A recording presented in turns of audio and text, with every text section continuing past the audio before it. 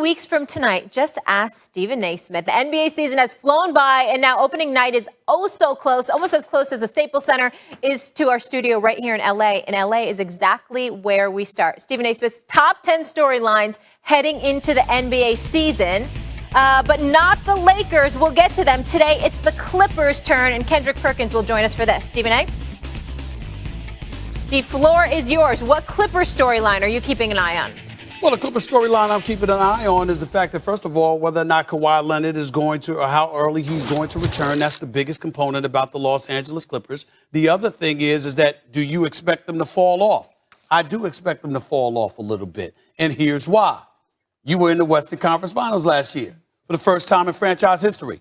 Ty Lue is clearly one of, if not the best coach in the NBA at this particular moment in time. I certainly believe in him. But I don't know if this roster is going to get you back to the conference finals because I don't know if that's going to happen. I'm looking at Phoenix, who's still going to be relevant. I'm looking at the Denver Nuggets with Jamal Murray coming back eventually. I'm looking at Utah. Obviously, they're the team to be reckoned with. And so when I look at the Western Conference, I would absolutely positively love, Perk, the Lakers and the Clippers to meet in the conference finals. That would be a dream matchup for me. Don't know if it's going to get to that point. I think that because of some personnel changes, because of the questionable health of Kawhi Leonard, I don't see the Clippers getting back to the Western Conference Finals.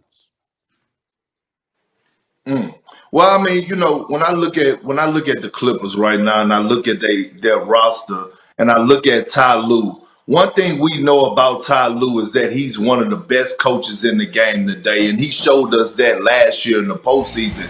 He tends to get the best out of players. And when you look at Paul George, right? Paul George thrives well when he's the number one guy. And we saw his confidence take a tremendous leap last year in the postseason, along with Reggie Hot Sauce Jackson. That's what they call him in the locker room. Hot Sauce Jackson. We watched Reggie Jackson. He got his confidence. He said the Clippers saved his career. And we look at that combination and what they did along in the backcourt in the postseason. They were one of the best duos in the NBA. And then you add Marcus Morris, a guy that has proven to us that he could go out there and get you 17 to 20 points a night, along with Big Zubac anchor in the middle, showing us that he could be a live threat, protect the basket, rebound. You have Nicholas Batum, who's playing a role that he needs to play in, meaning not being a $120 million guy, but being a guy that could guard multiple positions, rebound, and knock down corner threes. And now you add an Eric Bledsoe who needs a coach like Ty Lue. I'm looking at the Clippers. Will they be in the finals or the Western Conference Finals? No, but they're going to be right in the thick of things. They are still a playoff team. And when Kawhi gets back, because I believe that he will come back off this ACL injury this season, and he could get about 10 to 15 games under his belt before the postseason start, you better watch the hell out. The Clippers will be right there back in the thick of things in the Western Conference Finals. Hey, Perk, let me ask you this question, though, as my NBA guy, right? You my NBA guy, so I'm coming to you. What? What you trying to say? What you trying to say? I mean, I love Perk. No, what you trying to say? Hold on, Stephen. Stephen A., I was going to get there to you, too. Okay, all right. As my other guy in the NBA, let me ask y'all something. I'm a billionaire, and I just paid two guys, not once but twice, to get me what? A playoff berth? I just paid Kawhi Leonard and Paul George. I got rid of Doc Rivers because we all felt that we needed to move on from Doc, which was the right move at the time, to hire Ty Lue, which is a hell of a coach, to get me what? An appearance in a conference final? An appearance in the playoffs? No. Hold on. Not at all. Hold on. I paid to win it all. Hold on. And they not coming close to winning it all. Well, first of all, it's the experiment. The experiment has been a complete failure, man, when I'm spending that type of money. That's false, Keyshawn. How so? You got to let me answer you, bro. Got to let me answer you now. Go right ahead. Here's the deal. The first year was a complete collapse that they need to be held accountable for. They had a 3-1 lead in the conference semifinals. The Lakers were waiting for them in the bubble because the Lakers had handled their business. It was supposed to be the encounter we had waited for with Kawhi going up against LeBron. And they gave up a 3-1 lead. Then both Paul George and Kawhi Leonard folded in Game 7. Jamal Murray dropped 40, and that was that. Last year was different.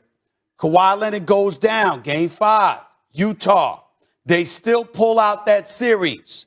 And when they pull out that series, they advance to the Western Conference Finals for the first time without Kawhi Leonard. Your point would be valid if Kawhi Leonard hadn't gotten hurt, because a lot of us believe that if Kawhi Leonard had not gotten hurt, they would have beat the Phoenix Suns and they would have been in the finals against Milwaukee.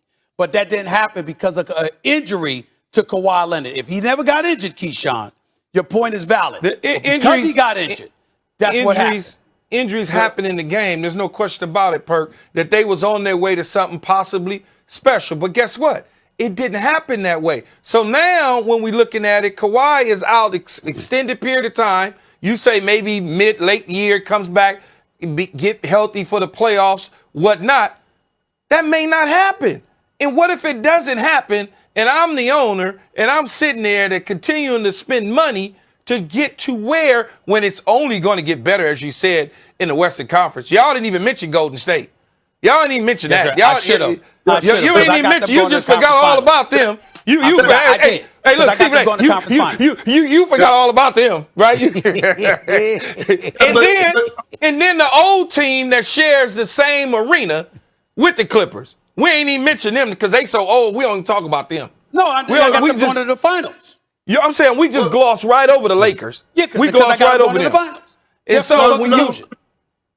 so when you look at that, come on, man, explain that to me. Look, you have to realize, okay, Keyshawn is a Lakers fan. So this is personal with him.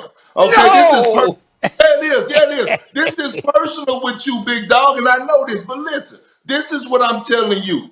If Kawhi Leonard doesn't go down last year, the way that the Clippers was playing, the confidence that they had, the way that Tyler was getting the best out of his players, the Clippers would have went to the NBA Finals. Let's make that clear.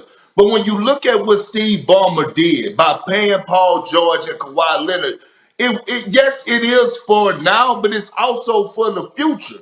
We have to remember both of those guys still have about 3 or 4 great years of their prime left in them.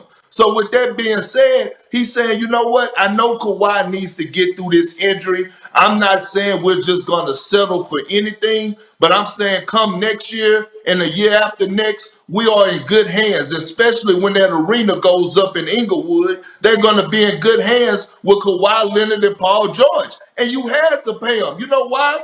They gave up 1,500 draft picks to Oklahoma City to get Paul George. Look at what all they gave up to get Kawhi Leonard and Paul George on the same team. So you had to pay them. You couldn't afford to lose them in free agency, Keyshawn. But with that being said, the Clippers as constructed, if they're in the playoff mix, by the time April comes around, they have done their job. If they're top 17 in the Western Conference, they have done their job being able to sustain without Kawhi Leonard.